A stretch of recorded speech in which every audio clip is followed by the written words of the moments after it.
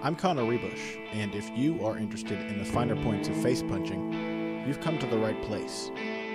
This is Heavy Hands.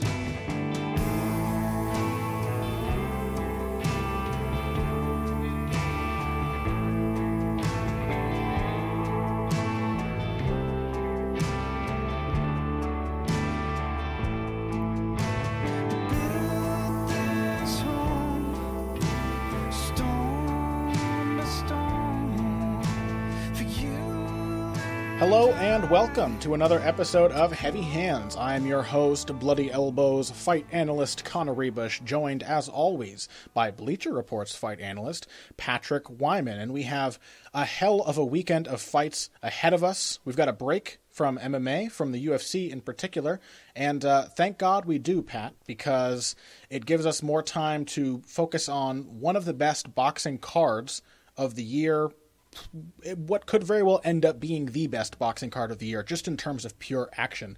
I've described this card as the Slobber-knocker's ball. The main event and the co-main are both between aggressive, powerful punchers, knockout artists, as well as men who throw heavy hands. In the main event, of course, we have Gennady Triple G Golovkin facing David Lemieux, who may in fact be the hardest hitter at that weight class, if not the most scientific. And then in the co-main, the co-feature, we have Roman Chocolatito Gonzalez versus Brian Hawaiian Punch Viloria. And I mean, what more is there to say? I can't wait to see both of these fights play out. Gonzalez is, in my opinion, the best pound-for-pound fighter on earth right now. Gennady Golovkin, as he improves his level of competition, which he has been doing the past couple of years, will probably be reaching those heights very soon as well. What are your opinions overall on the card? Well, I mean, I think that this is a boxing pay-per-view for MMA fans. Yes. If you're an MMA fan, not that it's our job to sell this pay-per-view or anything, but we have been paid a considerable sum by HBO, but we are still unbiased. Yeah, I mean, throw the hands up to heaven for that one. Finally, heavy hands getting our due here. That's right. But I mean, this is, if you're a casual fan of boxing, if you follow it a little bit, or if you're just kind of interested in what impressive, powerful face punching from people who do nothing but throw hands looks like. If you want to know what that can look like at its most entertaining, this is the card for you. Right. I mean, no way that either the main event or the co-main event could be anything other than exciting, right? Yeah, there's nothing more celebrated in the boxing world and the combat sports world at large, than a puncher, right? And for good reason. We've always punchers are emphatic. You can't look at a puncher and have any questions about who won the fight or who's doing better when one guy is just knocking his opponent all around the ring. And I think what causes a lot of MMA fans difficulty when trying to explore boxing is that people don't land punches very often in boxing, not compared to MMA, right, where there's just a lot more focus on a lot of different things. There's so many more options for where the fight can go. There's a lot more visual variety. Filmmaker might say more visual interest in MMA, though boxing fans who don't like the ground game might disagree. There are just a lot of avenues to explore in MMA, and boxing is more limited, but it's a lot more, there's a lot more depth to the skill of the stand-up, and sometimes that's hard to enjoy. Like my girlfriend, for example, she likes watching MMA with me. She does not like boxing. She finds it difficult to follow the action. She can't really tell what punches are landing and what punches aren't. Things that seem like big moments or big turns of momentum to me are just kind of two guys struggling to hit each other cleanly. And when we have guys who are willing to stand and trade and guys who hurt when they do land those punches, really, really hurt the opponents with the ones they do land, it's a lot easier to get into. It's there's promise of a good narrative here, right? An easy to follow story, an action movie. Exactly. Yeah, this is, and that's not to say that we don't care for the craft that goes into making action movies, but there's some that it's easier to follow than others, and this is. There's very little chance that these fights are going to be anything other than exciting. All four guys in the top two fights are exceptionally talented punchers. Even yes. the very much the B side of the Roman Gonzalez matchup, Brian Viloria, is still an exceptionally talented puncher. Yes. This is especially for a flyweight. Mm-hmm. There's nothing not to like about these fights. They're going to be exciting. You can tell that this is HBO's play at getting back some of the fans who may not have been super impressed by Mayweather Pacquiao and their ilk. What's the over-under, do you think, Pat, on how many times the commentators will disparagingly contrast the action on this card with the lack thereof on Mayweather-Pacquiao? It's going to happen at least, I would say, 17 and a half times is my totally unscientific estimate. Okay, so people, if you think it's going to happen more than 17 and a half times, lay down your money. You've got a big payday ahead of you. Yeah, but it is absolutely going to happen. Of that, we can be very sure. Absolutely. So why don't we talk about the main event first? This is the one that people are showing up to see. We'll talk about Gonzalez next, of course. I think it's a brilliant move by the folks at HBO to market a flyweight, a division that has historically not garnered much love in the American market at the very least, to nest that beneath a fight under Gennady Golovkin, who is becoming more and more popular in a weight class that has historically experienced more popularity. But Golovkin, Lemieux, I mean, it's a very interesting matchup for a lot of reasons. The one story that obviously stands out about this fight that separates it from Golovkin's past matchups is this is really the first time in a long time that he has faced another puncher. Yeah, Lemieux is a guy who can hurt him, and hurt him Yes. badly. Lemieux, Yes. like, they're very different kinds of punchers, but they are both exceptionally talented punchers. What do you mean by that? Different kinds of punchers. Okay, so this is in my own kind of typology of these things. I think that there are really two kinds of punchers. There are athletic punchers, and there are snappy punchers. Mm-hmm. This is not a scientific categorization here, but this is how I've always thought of it. Like Anthony Johnson, if you're an MMA fan, Anthony Johnson looks like he's throwing hard. He's throwing heat at you, right? Whereas Conor McGregor does not necessarily look like he's throwing all that hard, but it's clear from the effect that they have that his punches hurt you. Yes. Gennady Golovkin does not really look like he's throwing all that hard. He is a snappy puncher. Lemieux is the quintessential athletic puncher. He moves fast. He gets a lot of weight behind his shots. You can visibly see him swinging. That doesn't mean that he lacks craft. That doesn't mean that an athletic puncher necessarily lacks craft or anything like that. It's just that it's clear that they're throwing. Yeah. Like they are trying to hurt you with their shots. And that's something I wanted to discuss. I think that's a really nice comparison to draw between these two men because there's a big visual difference in what you see when you watch both of these guys fight. Golovkin, to me, if I were to compare these guys to some of the legendary heavyweight punchers, I would say Golovkin is more of a George Foreman. He seems like the more natural puncher in that regard because, like Foreman, he doesn't necessarily have to look like he's throwing a lot of weight into his punches to land. It's a small step with the opposite foot, a little twist of the shoulders. He's just kind of stretching his arm out there, and it crushes the guy when it hits him cleanly. And by contrast, Lemieux is more like a Mike Tyson, right? Where Tyson, everybody talked about his power, but you could tell when Tyson was throwing hard, which was almost all the time, but he would be leaping into his punches. He would be winding up and throwing his whole body weight into every shot. And so both of these guys have excellent punching mechanics, but from very different standpoints. I think Golovkin's sort of more subtle punching, more natural punching makes him a better combination puncher. He'll take these little small steps between punches as he loads his weight onto one foot. At the end of one punch, he'll step with the foot that is now free of body weight and then place it down in a different angle and then bring his weight back over to that foot. And so he's doing these little kind of serpentine back and forth movements as he's throwing from one hand to the other that make him a pretty difficult target and also make it difficult for the opponent to escape. Whereas Lemieux is really, really throwing everything into every punch. And when he doesn't land, he's not often in a position to follow up. More so nowadays, as he's become a more scientific fighter, but he's much more prone to throwing himself out of position with his punches that don't land. He really needs those to hit the target in the expected way for him to stay on balance enough to follow up with something else. Even the newer, more developed version of Lemieux still throws himself not just a little bit out of position. Like Golovkin throws himself out of position every once in a while. Everybody when he does really sometimes. Wants a punch. Yeah. Like Lemieux throws himself drastically out of position, like to the point where he may be perpendicular to his opponent. Yeah. He may entirely have turned his back to his opponent at least 2 or 3 times around. This still happens. Yeah.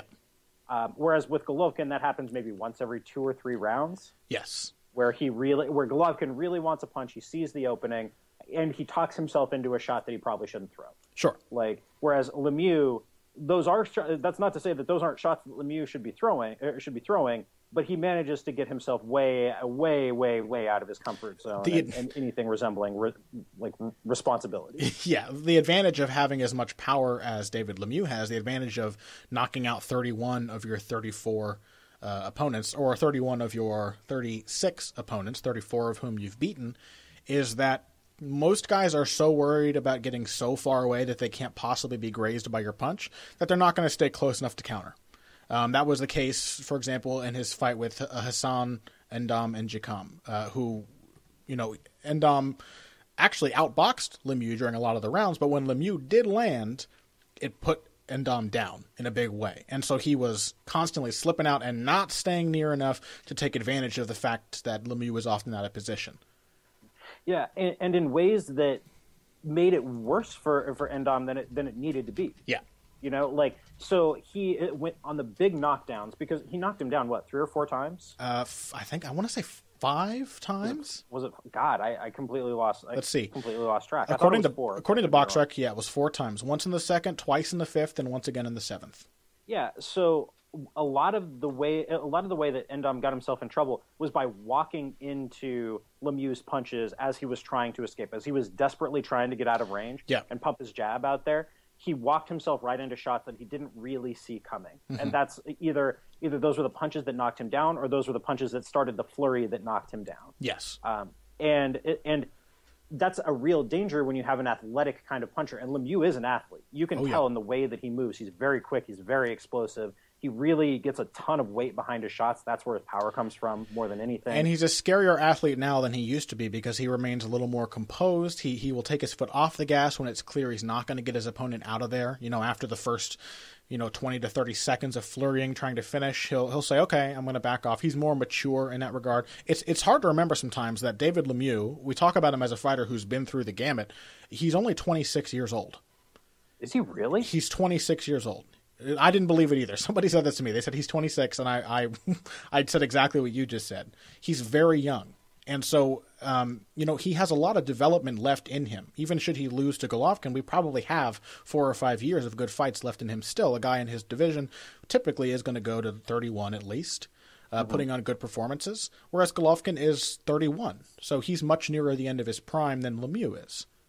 Yeah, that makes a lot of sense. I mean, I think that there's a lot to like about Lemieux. And part of the thing that makes it so dangerous to try and retreat from him, to try and get away, is that he covers distance so much faster than you think he can. And with an athletic puncher, that's how, we can draw some parallels here with MMA. That's partially how Alexander Gustafsson got himself into so much trouble against Anthony Johnson. I was thinking that he could get away faster than he could and walking himself into the finishing flurry.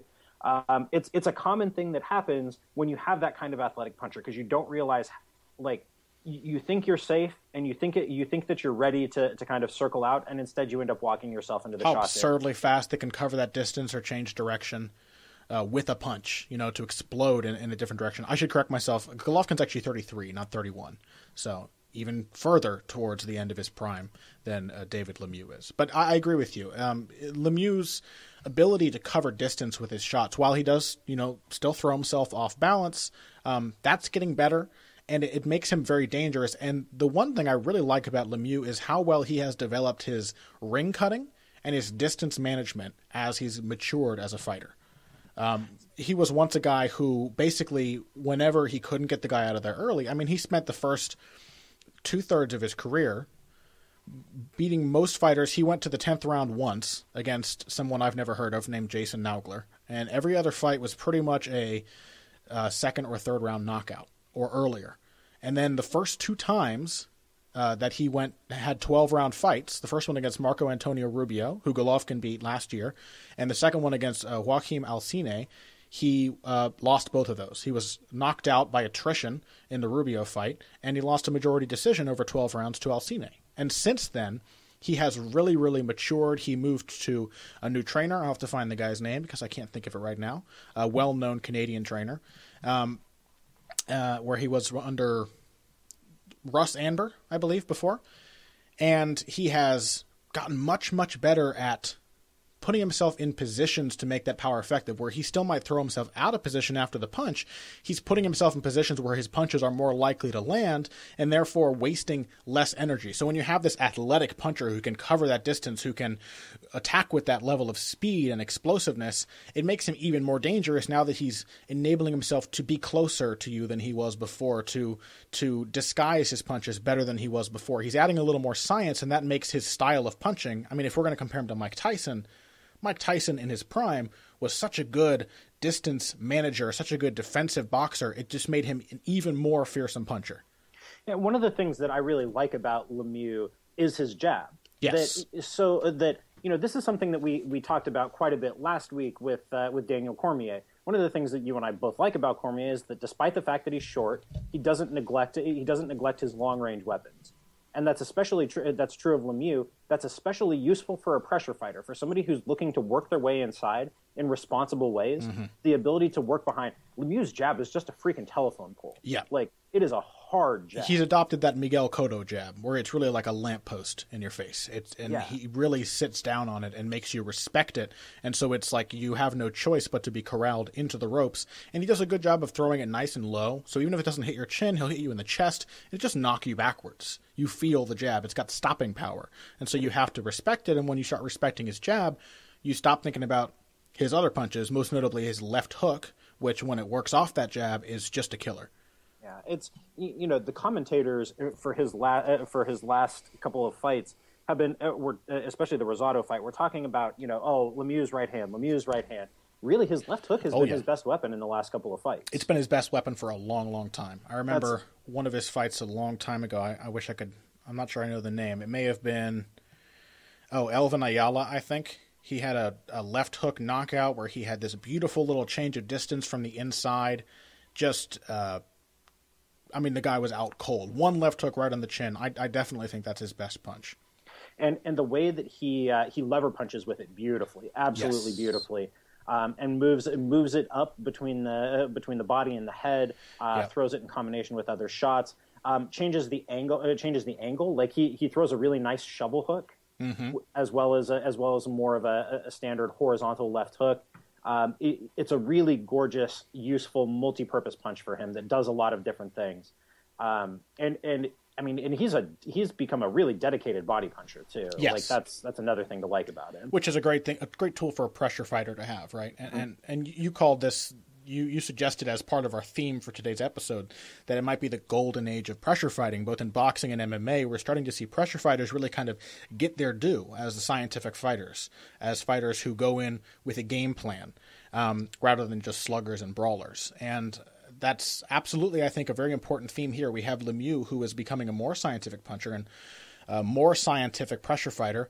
I think Golovkin may be becoming a bit of a less scientific fighter, but he's still probably the more scientific, not probably, he still is the more scientifically endowed fighter than Lemieux. And if we're going to talk about punch variety and punch diversity, attacking high and low and using different angles, we have to give Triple G his due there. Well, Golovkin is one of the craftier fighters in boxing today, even not in the sense that craft is normally discussed in boxing. Yeah. To the extent that he does have a lot of different things that he can do. I think more so than Lemieux, right? Like yes. Lemieux is very much a forward-moving pressure fighter at the expense of all else. And that's not to say that he doesn't have multiple things in his toolbox. He throws really nice same-time counters. But Lemieux, for the most part, does his work with his opponent moving backwards or pinned up against the rope. Like he doesn't have a ton to offer in the center of the ring. Yeah, I think the same is probably true of Golovkin. Not that he doesn't have a ton to offer, but I don't know how much we can really say about Golovkin's ability to fight off of his back foot nowadays. We haven't seen it in a long time. But that's what makes this fight interesting, right? Nobody has been able to make Golovkin take those backward steps. Even when Willie Monroe in his last fight was lighting him up with clean punches in the fourth round, Golovkin took one disdainful backward step and then asked Monroe for more. And the question here, I think, about this fight is, will he do that to Lemieux? Will he be able to do that to Lemieux? Will he allow himself to get hit, as some believe that he has? Has he in fact lost some of his defensive ability or some of the flexibility in his style, I'm really interested to see how he will respond to somebody who knows that they need to come forward to do their best work and knows that they have the power to make most people go backwards. Yeah, that's what makes this such a fascinating matchup, and it's what makes matchups between pressure fighters fascinating to start with, right? Yeah. Because all of the stuff that we talked about is, these are great things that Lemieux knows how to do, and it makes him effective as a pressure fighter. Golovkin is as good a pressure fighter as you will see in boxing, and as good a pressure fighter as you will see in any combat sport. Yeah, his ring cutting is brilliant. Yeah, I think that we've drawn this parallel many times before, but I think the parallels between Golovkin and Conor McGregor are too numerous to list. But they start with the footwork, and they start with knowing how to use both moving your feet and your strike selection to make it impossible for your opponent to move anywhere other than straight back. Mm-hmm. Yeah, absolutely. Or when they're against the ropes to force them to walk into punches as they try to escape. Yeah, I mean, and the way that you do that is by mixing up straight shots and by mixing up looping shots. And nobody does that better than those two guys. But Golovkin is just a master. The left hook, and the way that he adjusts the angle of his left hook to hit moving targets. Like, you've seen those videos of him hitting the bag, of him hitting a moving bag, right, Connor? Yeah. Yeah, I mean, it's just brilliant the way that he mixes up that shot. Yeah, he uses a lot of what my mentor Luis Mondo would call Cuban hooks, what Jack Slack has popularized as being called Russian hooks. That's guys like Fyodor Emelianenko and Igor Vovchanchin were well known for throwing. Of course, his are a lot tighter than those. Fyodor and Vovchanchin were never like great technical punchers. But this idea that you can throw a punch that starts low and comes up over the top, and you land thumb down so that your foreknuckle is what connects with the target. And so I think that's really one of the most underrated things about Golovkin is how good he is at making sure that his punches land as cleanly as possible. And to me, a clean punch is one that lands with the front two knuckles squarely on the target, a perpendicular strike to the target. And he does that first by manipulating the position of the opponent. He will get them to move into a certain way. So if they pull away from his jab, he'll send a right hand over the top and catch them as they're coming back up to get that clean 90-degree angle impact with their temple or the side of their jaw. But he also does it by adjusting the trajectory of his punches. So like that downward hook he landed on Marco Antonio Rubio that everyone was so shocked by, though of course it's not. People seem to think that Golovkin invented this style of punching. He's the first guy to throw a hook at a downward angle. When it's a thing a lot of Eastern European and Cuban fighters, possibly due to that Soviet connection, have done in the past. But that's still a very viable part of his game, that he's going to find a way to make that punch land as cleanly as possible, which is probably part of the reason that even if he doesn't seem to be putting all of his body into all of his punches as Lemieux does, he's almost always landing as cleanly as he can, while Lemieux will put everything into a punch so that it hurts you even if it doesn't land cleanly. I recall in that Edam fight, for example, he hit Endam's glove with kind of a slapping left hook. He extended it a little too much, and it slipped off Endam's glove, so most of its force was gone, and clipped him on the jaw and staggered him, which shows you how hard he hits. But it also shows you that he doesn't necessarily pay as much attention, maybe doesn't have the luxury of paying as much attention to his form when he's putting everything into every punch like that. Yeah, you don't. They're very different styles of working with what your opponent gives you, right? Like, Lemieux is a battering ram. He's going to go straight through regardless. And whereas Golovkin is going to do everything he possibly can to find the cleanest possible shot. Yeah. They're just very, very different ways of approaching things. And the other way that plays out is with regard to their rhythm. Golovkin has a really tricky rhythm. It's very hard to time him to figure out when he's going to throw. He doesn't telegraph shots very much. It happens like I pointed out earlier. It happens once every few rounds where Golovkin really throws himself into something and just kind of tries to force it instead of taking what's there. Yeah. But Golovkin is one of the guys who's very best at taking what you give him. Yes. But he uses his rhythm and he uses his offensive output to create the openings for the big shots, for the knockout blows. Whereas Lemieux is the quintessential I'm going to force it kind of guy. Like, they actually work at very similar paces. Yeah. it's kind of an underrated thing. That's where Lemieux's jab is so useful. But they both throw anywhere between 20 and 30 punches a minute on average. At the low end, 15. At the high end, 30, 35 punches a minute. And even when Golovkin appears to be throwing more, a lot of it's pretend volume, as I call it. It's the Mike McCallum kind of volume where he's really, or like Nick Diaz, he's really only putting his effort behind one out of every 3 punches that he's throwing. The other 2 are designed to set you up or to trick you into a certain kind of rhythm or to distract you or to gauge the distance. The vast majority of Golovkin's punches are not the hurting kind. But I think that rhythm change, that broken tempo, that ability to measure distance, that's what makes him so interesting. And unfortunately, we're going to have to take a break right now. But I think we can talk more on that topic in addition to Roman Gonzalez, who also is a phenomenal combination puncher, does a great job of changing rhythms and giving you very difficult arrays of strikes to deal with. And we'll talk about his matchup with Brian Viloria and more on Golovkin Lemieux after this. Okay, wait, stop. Don't skip this break. I know you skip most of them. It's a podcast. It's not a radio show. You don't have to listen to the commercials. But if you follow my very simple instructions, you'll be doing a huge service to Heavy Hands, Pat, and myself. First, go to Stitcher.com or iTunes.com. You can use either of those services to subscribe to the show, which makes it really, really easy to listen to every episode and not have to go hunting for it on our confusing, badly designed website.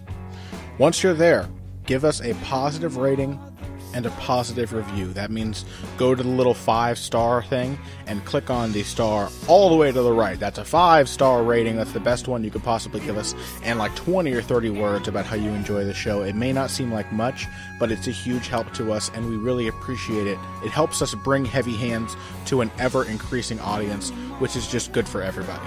So thank you for listening. Please take the time to give us a positive rating and review. Next time that you're on at your computer, at your phone, whatever, iTunes.com, Stitcher.com, search for Heavy Hands, give a positive rating and a review. Thank you. And now, back to the show. Okay, so Roman Gonzalez, Brian Viloria. Pat, we were just saying during the break, something we always do. Why do we discuss things during the break? It's always gold. It's always gold. Everything we say is gold. We were talking about Roman Gonzalez in comparison to Gennady Golovkin, and I think there are a lot of comparisons and contrasts to be made between these two guys, all of which kind of make it obvious why Golovkin or why Gonzalez is being couched on this card with Golovkin.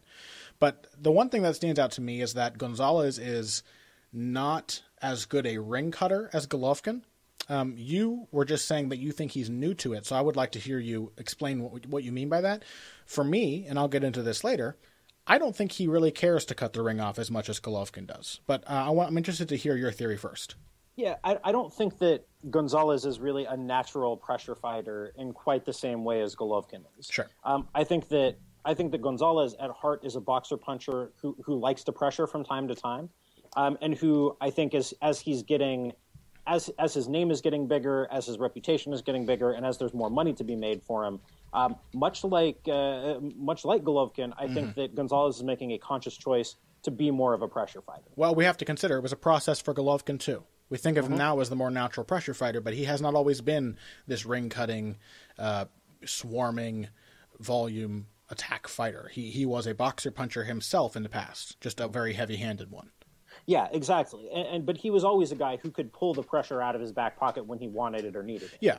And I think Gonzalez is very much the same way. I think now we're seeing him turn into more of a pressure fighter for reasons that probably have something to do with the fact that he's been in the game for a while. He's got 42 professional fights.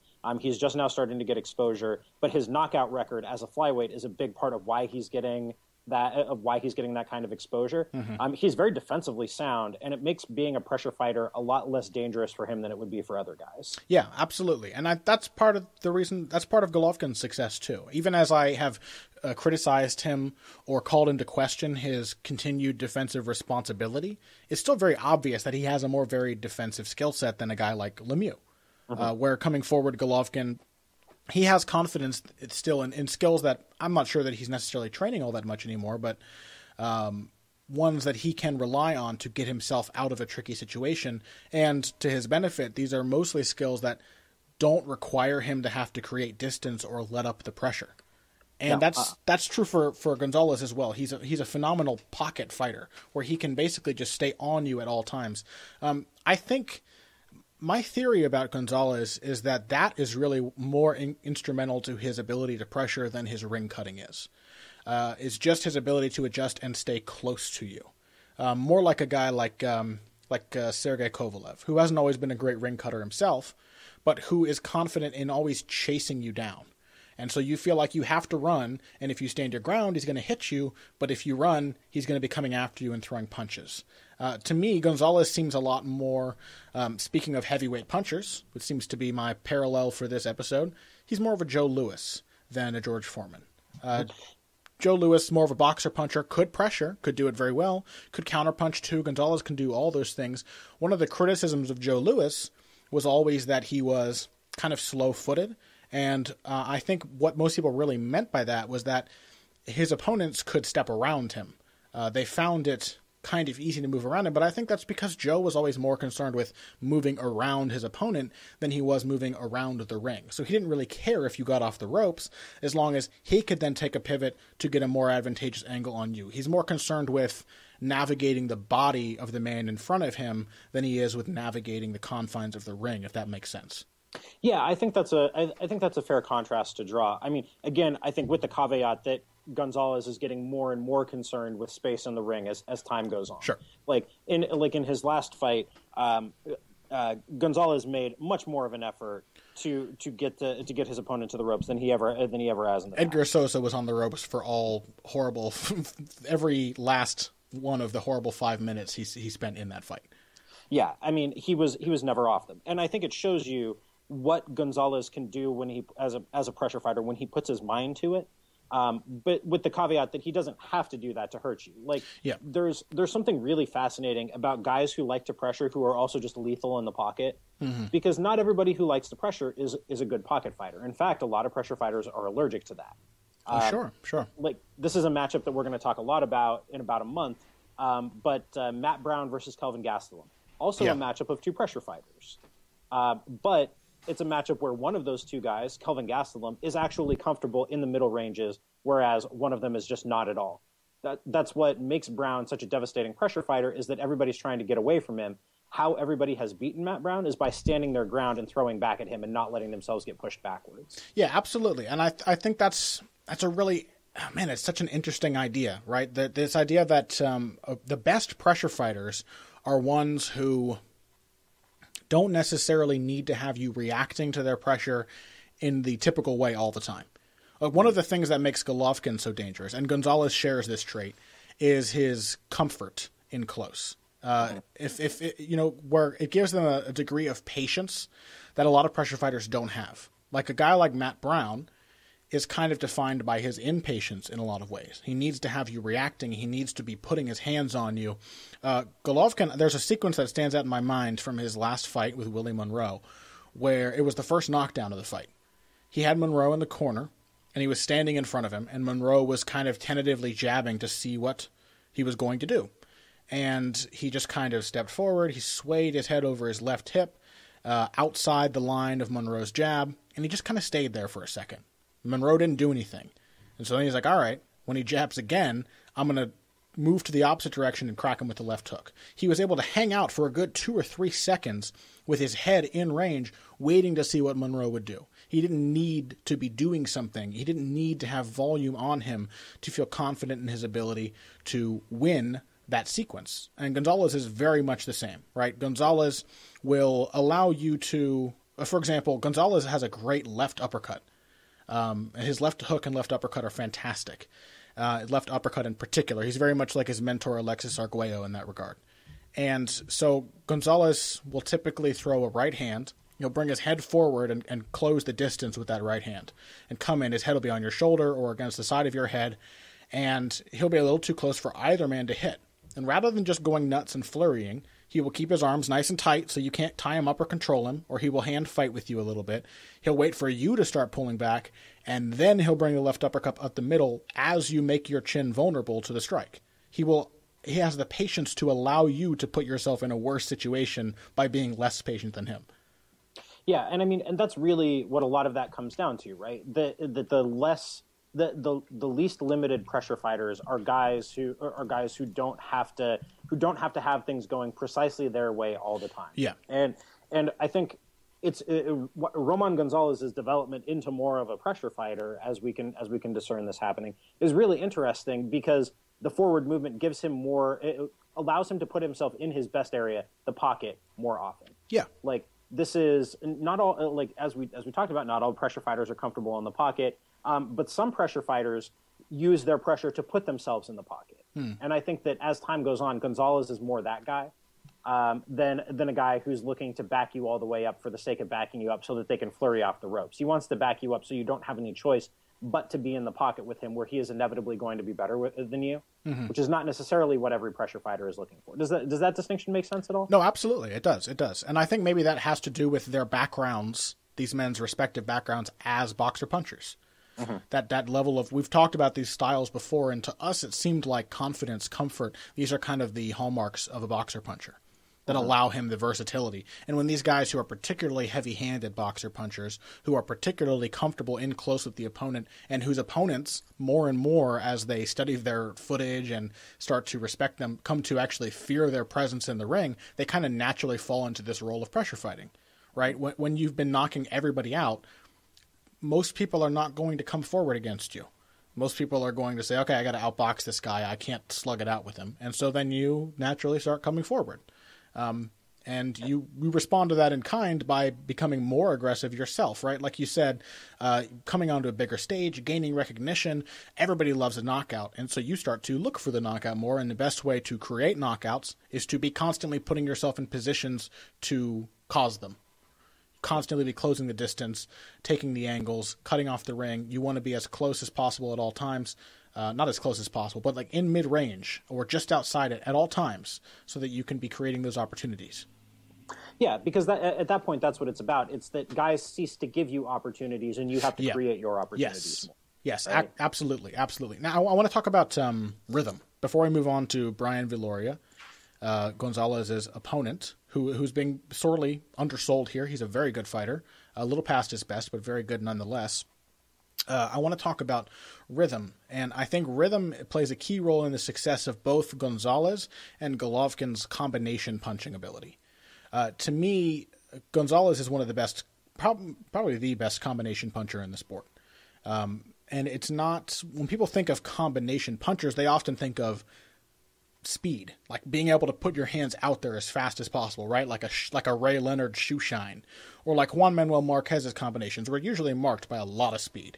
He would throw 6 punches in rapid succession, or like Canelo Alvarez, landing 6, 7, 8 punches one after the other, all hard, all fast. That's not really how Gonzalez throws his punches, nor Golovkin.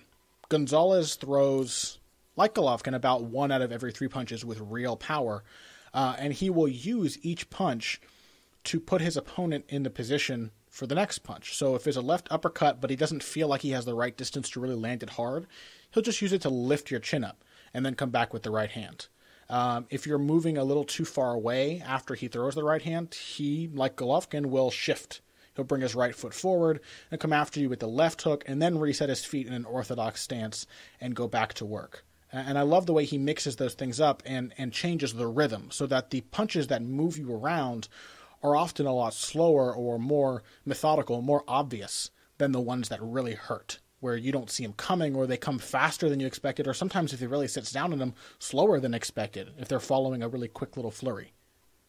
Yeah, and I think that, that's a really good series of points there, Connor. I mean, I think that the willingness to take a half beat off mid combination is another thing that marks both Gonzalez and Golovkin in interesting ways. It's that there's everything comes at the same speed in one of those Canelo combinations for the most part. Yeah. Right. Like it's all you can tell it's rote, it's drilled. It's okay. We're working. You can almost see him working that combination on the mitts before he throws it. Sure. Same deal with Marquez. And as we've discussed before, there's nothing wrong with being a rote fighter, right? Like that's really effective for a lot of guys, is knowing this sequence of punches comes at this time. what I think marks out Gonzalez and Golovkin is that they're both incredibly organic combination punchers. Yeah. That you like you were pointing out, you can see the thought process there behind each shot that they're throwing, and not everything is designed to land specifically as a clean hard shot. And I think that the idea that it's the idea that Gonzalez, or of rote punchers rather, it kind of applies more to Gonzalez than to Golovkin. Golovkin throws weird combinations, like 4 left hooks in a row. You know what I mean? Strange combinations like that. 2 right uppercuts, or a lead right uppercut and then a shift straight left. I think that Gonzalez has more patterns to his punching. He has sequences that really seem like he's worked them out in the gym. He's done them on the pads. He's practiced them in sparring. But it's like he's a really nice marriage of rote punching and natural punching, where he just knows the right place to put each of the combinations that he's drilled. He reminds me of Joe Louis in that way too, or like Alexis Arguello. These guys who are great combination punchers who seem really schooled. They don't hunt for their targets really. But nor do they completely throw everything based on what they're seeing. They just kind of have these nice combinations. Like Joe Louis's combinations were pretty typical, right? It'd be a right uppercut, left hook. That's a classic. A 1-4-3. Is that right? That sounds right. Yeah. Okay. I think I have a way to bring together our 2 points of view here. Yeah.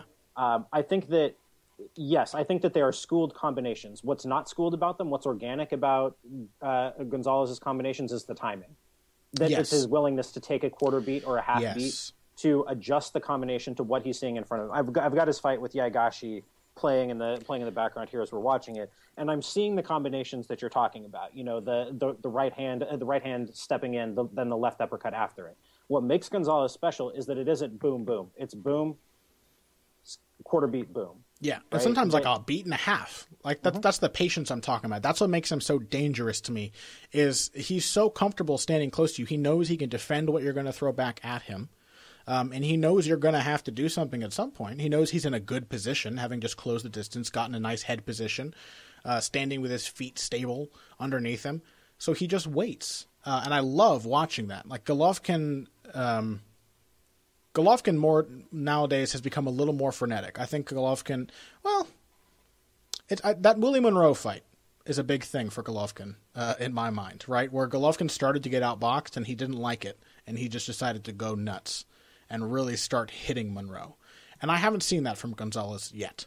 Gonzalez, to me, is still a very calculated puncher. Even in the Edgar Sosa fight where he was putting on tons of pressure, everything was in its proper place all the time.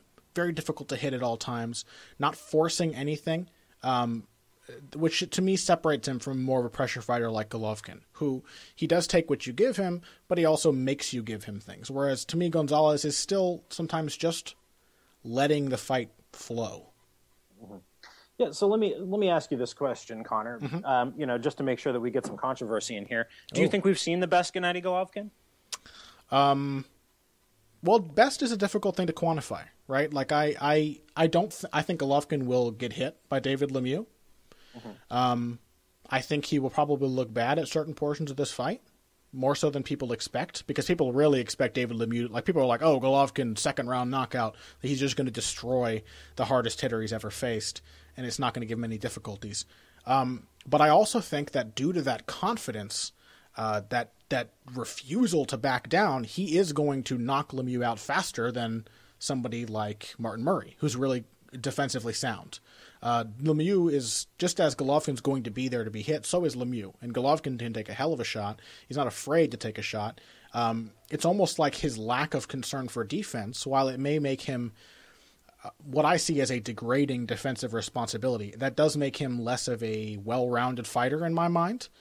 But it also kind of makes him more dangerous, you know? Like, he's just not going to go away. He's going to be there to hit you, no matter what you try to do to him. And so, you know, he may continue to improve even as his style continues to change. So I don't know. It's tough to say. It really depends on what you consider best. The best version of a fighter. Like, to me, the best version of Golovkin probably was a few years ago. I've pointed a lot to his fight with Sergei Komitsky as like one of his best performances. Really nice, well-rounded performance. Even around the time of his fights with like Ishida and the Gabriel Rosado fight, those were, I think, a little more well-rounded. I think as he's continued to develop into the fighter he is now, we see the fights with Rubio, the fight with Murray, the Gill, the Monroe fight. We've seen him more and more willing to take shots, but it's also turned him into even more of a prolific knockout puncher, where only somebody with a really, really defensive style of fighting like Martin Murray was able to go past, like, the 6th round. Yeah. That makes a lot of sense. I see what you're getting at there. I think as we've seen Golovkin, like, there are things that Golovkin does a lot better now, right? Like, I think he's a better ring cutter than he ever was. Yes. Than he ever was. He's even better at tracking moving targets with his shots and walking guys into the shots that he wants to throw. But the flip side of that is his offense is his defense more often than it used to be. Yes, absolutely. That's a great way of saying it. Yeah. Yeah, and so I think in absolute terms, I don't know that he's taking that many more shots than he would have otherwise. That one sequence in the Willie Monroe fight aside, I don't think he's really getting hit more than he was. A couple before. sequences in the Martin Murray fight too. Yeah, he's not. But aside, that's what, like 4 or 5 shots total over the course of the fight. Well, and Murray, and we have to consider that Murray and Monroe, neither of them are hitters. Yeah. I mean, so I don't think it's weird, right? Because if he's getting guys out of there fast, he's really putting them down hard. The same aggression that gets him hit a little bit is getting him is rendering him safer at large chunks of the rest of the fight. Yeah. Because guys are so afraid to throw back at him. Yeah. I don't know. It's an interesting series of trade-offs. I think part of it is that Golovkin is not fighting in a particularly strong division. I don't think that middleweight is really rife with tough fighters. And so I think really ever since I kind of proposed this theory for Golovkin, I've just kind of been waiting to see him against a guy who's, and this sounds revisionist, but I'm just kind of waiting to see him against a guy who can really definitively show how he has changed. Right? And whether you call it regression or not, we both agree that he has changed from the fighter he used to be. Yeah. And so Lemieux could be the guy to do that. I mean, I really think people are kind of nuts for thinking that Lemieux is like not going to be able to. Here's the logic I heard. Here's the incredibly flawed logic I heard. Well, Lemieux had trouble landing on Hassan N'Dam, so he's way over his head against Golovkin. In what way is Gennady Golovkin like N'Dam, who is probably the best outfighter in the division? Yeah, and also Lemieux did hit him a lot. Yeah, right. All the time. I mean, the point they were making is that Lemieux, any round that he didn't knock Hassan down, any round he didn't knock N'Dam down, he basically lost. But N'Dam is an incredibly crafty boxer. He is very, very good. And his downfall is really his durability and his hitability. But as a ring general and as a pot shotter and as a guy who goes first and makes you hesitate, he's very, very good. And so I think it's a credit to Lemieux that he landed the shots he did and really made them count and didn't lose over the 12-round distance, didn't lose his head and like suffer a late attritive knockout or lose a decision when after the first 2 knockdowns didn't get the job done like he would have in the past. Yeah, I think there's a lot to like about Lemieux as a fighter here, and I think that I mean, obviously, I don't spend any time like embedded in the boxing media, right? So like, I don't hear any of these things. It's a weird place. It always surprises me when I hear things like that because they strike me as counterfactual and just kind of weird product of very strange groupthink. And I'm sure the same thing exists in the MMA in the MMA media and I'm just not aware of it because I spend so much time around it. But like, even the idea that Lemieux was like losing those rounds, it was like handily losing the rounds where he didn't knock him down. And I don't think that's true at all. There were rounds where he didn't knock him down, where he obviously landed more and harder shots. Yeah, and controlled the ring and outboxed him and used his jab really nicely. I agree. To me, the boxing and MMA are very similar. Fight sports inspire very similar reactions from fans. The difference is that boxing writers, because of the age of the sport, I think, and the history it's steeped in, they are more like the fans. And that might sound weird because MMA writers typically are fans because we don't have like a culture of MMA writing. But the boxing media rarely disagrees with boxing fans. in this kind of groupthink, or, the bubble extends to the media members as well as to the fans. And so we really like this narrative, right? You will really struggle to find boxing media members who say that, Lemieux might be able to give Golovkin trouble, and probably will, and both of these guys are going to take shots in this fight, which I think is the most likely scenario. Most people, even in the media, are saying, Golovkin's the second coming, he's going to destroy everyone in front of him. They will just run with this train of thought until the train runs off the rails. That's a really strange and never predicted. And never predicted. Even if you can look a mile ahead and see that, the track runs out. People really, really like their narratives, I think, in boxing. And you know me, I'm a narrative guy. I like my narrative analysis. But I just think we have to look at this realistically. Golovkin is 33 years old. He's facing a guy who may actually have more power than him, if not as effortless in his power. Lemieux may hit harder. And a guy who is young and becoming better and better with every day. I think it's going to be a really interesting test. Likewise for Gonzalez, we haven't really dedicated any time to Brian Viloria, and unfortunately it doesn't look like we're going to have any time to. Sorry, Viloria. We love you. We really respect your game, but Viloria is a veteran with a hard punch, good feints, a well-rounded kind of boxer-puncher style, and so that makes him a very interesting test for Gonzalez too. And boxing fans talk about both of the A sides in this card as if they are complete favorites. I mean, I see both of these fights as fights where I'd be crazy to pick against the favorites here, but I would be really, really crazy to talk about the B sides, the underdogs, the way that most boxing fans seem to be. Yeah, I can see that. I mean, I have a much harder time seeing Viloria's path to victory than I do Lemieux's. Sure. Because to me, it seems fairly clear that, Golovkin could easily walk himself into a big shot and find himself on the canvas. Not necessarily knocked out, but I could see him getting himself in trouble in that fight fairly easily. He's never been knocked down. I have a much harder time seeing how... I'm sorry? He's never been knocked down either. We don't know how he reacts to it. Yeah, I mean, I have a much harder time... And against a guy in Lemieux, too, who throws a lot. It's not like Lemieux is some one-note puncher who doesn't have a sound process to back it up. Yeah. That's the thing that's... we talk about this a lot, and at some point we should probably just devote an episode to talking about it. But one of the things that I like about Golovkin and one of the things that I like about Lemieux, now that I've devoted some study to him, is they're both sound process guys. They throw a lot at you, mm-hmm.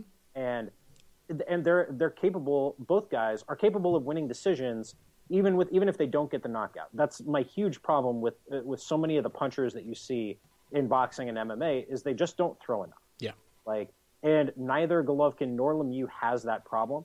But yeah, I mean, I think it's interesting for that reason. Absolutely. Yeah, I can't disagree. Okay, well, let's wrap up this segment. When we come back, everybody, we are going to address a couple of heavy bag questions to wrap up today's episode. So we will answer your questions after this break.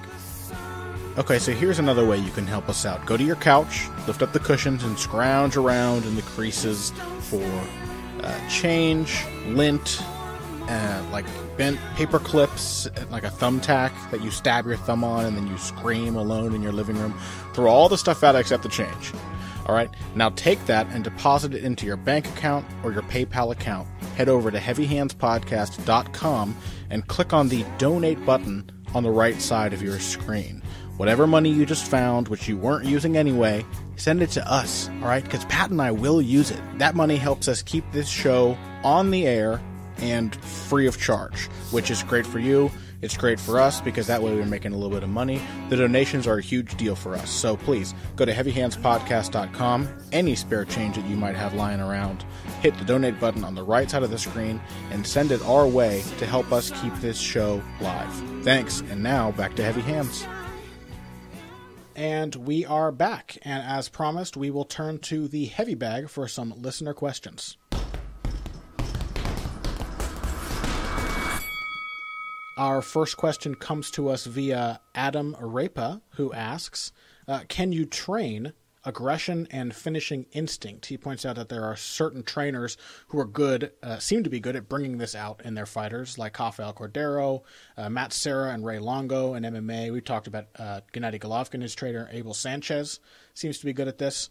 But are there limits to the ability to which you can teach a non-aggressive fighter to be aggressive or to finish, to have killer instinct? What do you think about that, Pat? So I think that there are some guys who are just born with this, who, for a variety of reasons, just can sense when their opponent's hurt. So I think we're dealing with two separate issues here. We're dealing with aggression and killer instinct. Yeah. Both can be trained. I think that killer instinct tends to be something that you're born with. Yeah. Like Sage Northcutt, right? Like whatever else you think about Sage Northcutt at this point, and we are coming oh so close to the crotchety MMA fan backlash to an incredible young talent. Shout out to my buddy Kyle McLaughlin, who already knows that he hates Sage Northcutt more than he's hated any person on this earth. Yep, we're already getting there. But Sage Northcutt, you could tell from his first professional fight, Sage Northcutt had off-the-charts killer instinct. He could tell when you were hurt and you weren't getting away. Yeah.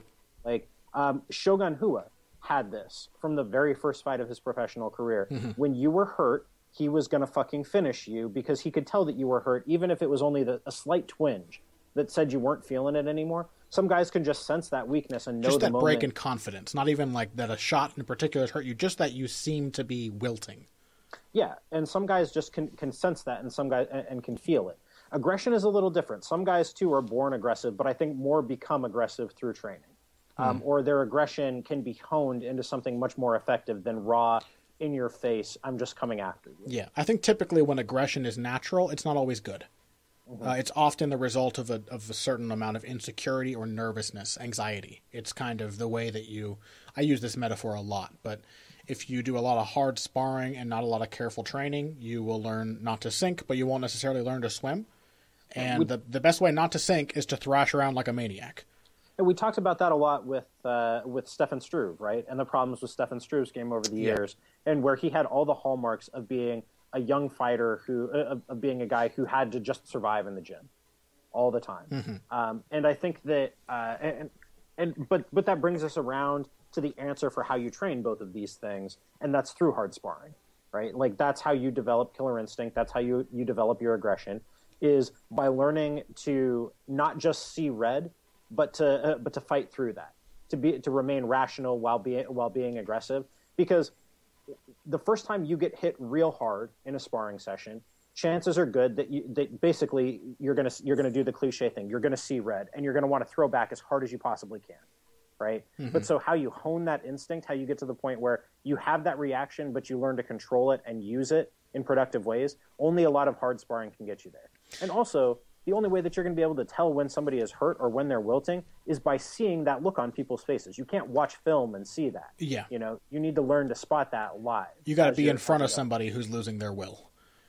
Exactly. Or who is actually hurt. Yeah, I think maybe it's less just hard sparring and more progressive sparring. This is just a guess based on what little I know about how trainers sculpt their fighters.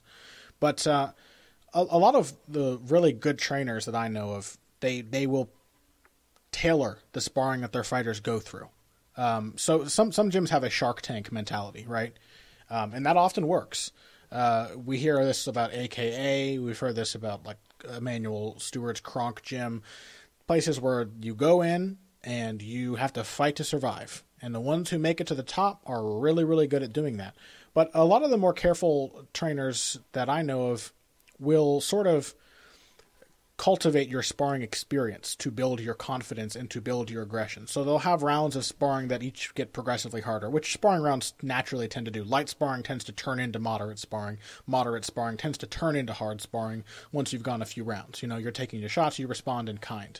And so I think it helps to tailor that response, to know how to answer back and to know how to put the pressure on and not lose will yourself. But it also comes down to choosing the right opponents, right? If you have a fighter and he had a lot of difficulty with another fighter in the gym, then to me, the natural response would be to give him a sparring partner who is similar but not nearly as good as that fighter and let him beat him up a little bit in light sparring and hard sparring. Then give him a light sparring session against the guy who beat him up last time and let him feel confident. Then give him a hard sparring, and he'll realize that it's not really that much different. This guy may be more confident or more cocky or faster or whatever, but he's pretty much the same as the guy he beat before. And I think that's how a lot of fighters cultivate that sort of aggression, that confidence in close, the killer instinct against high levels of opposition. I think in MMA, honestly, that kind of killer instinct and aggression tends to come more from the Shark Tank mentality than it does from any sort of careful plan. I mean, I think like the way that people have reacted to this TJ Dillashaw going to Elevation MMA thing, people really in MMA are really not used to the way boxers train, right?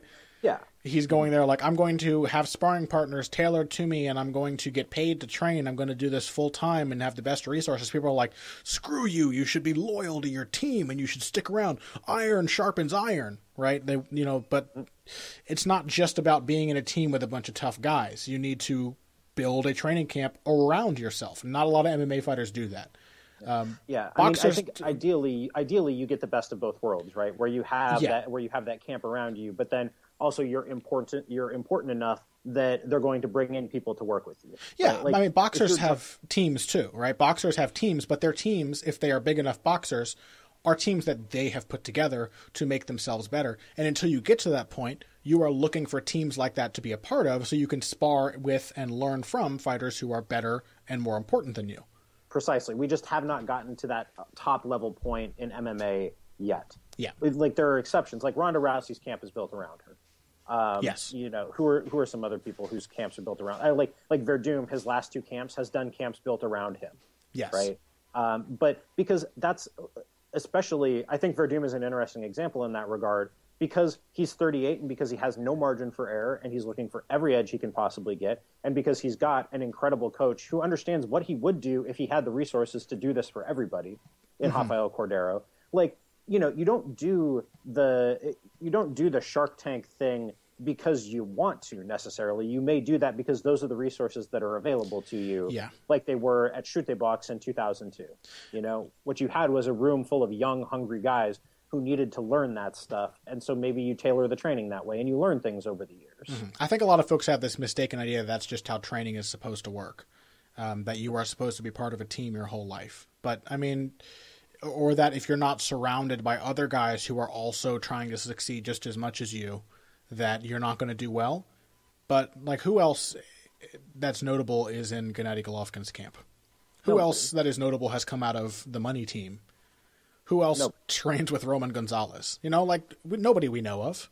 These guys are getting training that's tailored to them. And you might find people who are great sparring partners who will never make it as fighters, and that's fine because those are the tools you need to be the best fighter you can be.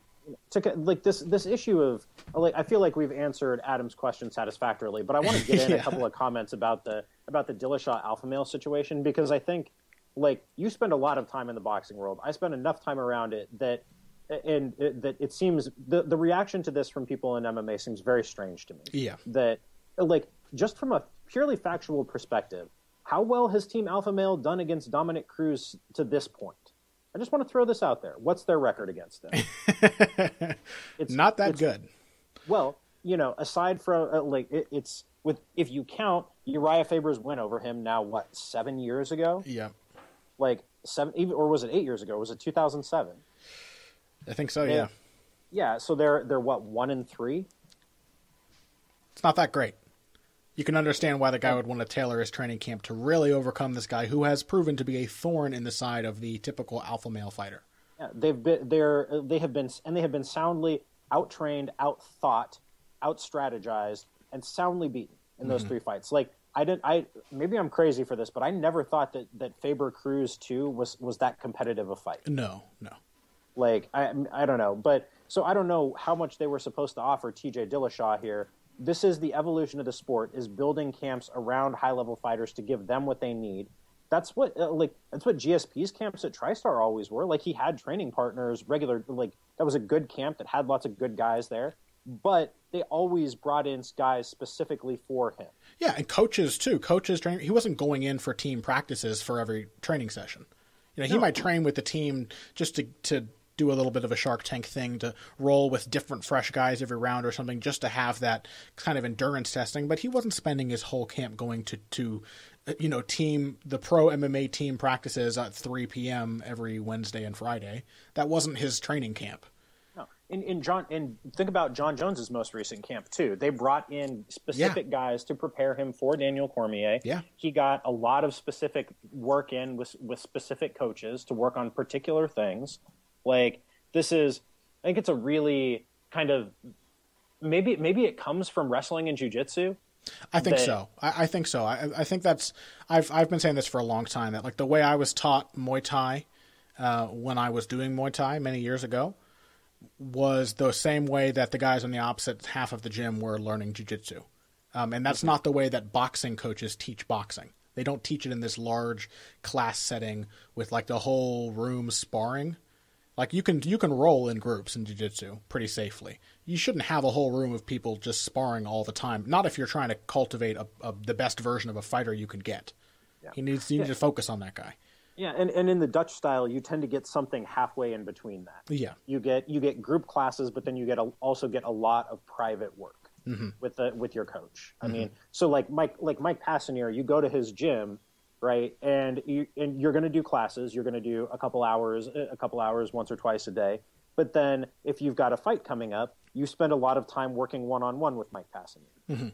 That's So yeah, you have the group work, you have the classes, but then you also get the kind of personal attention that you would get from a boxing trainer. Yeah. I don't know. It's just a much different kind of thing. The reaction's a little strange. I agree. Unfortunately, I don't think we have time. We got on such a tangent there, Pat. I don't think we have time for our other question from Keith Farrell. It's a really good question about strikers from the Caucasus. So Keith, if we don't get to your question next week, remind us, shout at us on Twitter, because we really do want to answer it. And if the rest of you want to get in touch with us via Twitter, you can do so using our handles. Mine is at BoxingBush, B-U-S-C-H, and Pat is at Patrick_Wyman. And before we wrap things up, we will let you know what things to look for from us this week. Pat, you got anything coming out? I do. I have an article that I've been thinking about for quite a while now. It's a basic technical introduction to MMA. It's called MMA in 10 Moves. Love it. I love it. Yeah, so we'll kind of run through just the basic things in every phase of MMA with videos and GIFs, and that's the one thing I'm doing this week. Someday when I feel like confident enough, when I've got some more training under my belt, particularly like trainer apprenticeship, which is something I do want to do someday, I'd love to do like a video series of just basic techniques. Because I see so many videos where I just hate the way things are taught. I want to do better. So someday when I feel confident that I have the authority to tell people how to do things rather than just talk about the way people do things, I'll do that. But I'm looking forward to that. I think that'll be great. I always like just good back to basics things on fundamental techniques and how things should be done. I like that. So for me, I've got a video coming out on Golovkin versus Lemieux called A Tale of Two Punchers, because I'm a hack. And then I should also have an article coming out on Roman Gonzalez, in which I compare him to some of the great boxers of the past, to which I think he bears many resemblances. So that's what's coming out for me this week, just those two, I think. But the video should be good. Look out for that coming out this Thursday. What's the date on that? Thursday the 15th, around noon, I think. So keep an eye out for that. And that's it for the show. Thank you guys for joining us. We hope that you enjoyed today's episode. We are really looking forward to this weekend's fights.